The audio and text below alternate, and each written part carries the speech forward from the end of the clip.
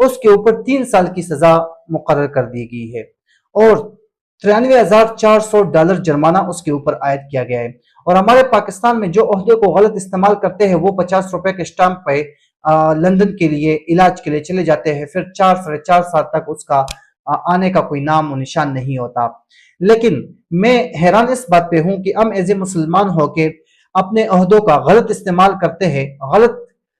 अपने मतलब की चीजें अपने मतलब अपने मफामत के लिए वो इस्तेमाल करते हैं, लेकिन ये पाकिस्तान में फिर उसका कोई सजा, उसकी कोई जुर्म जो उसने किया होता है उसको कोई सजा दी नहीं जाती। लेकिन एक नॉन मुस्लिम जो कि मुसलमान नहीं है वो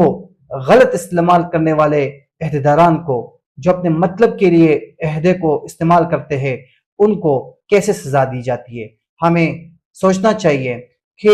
अल्लाह ताला ने कुरान में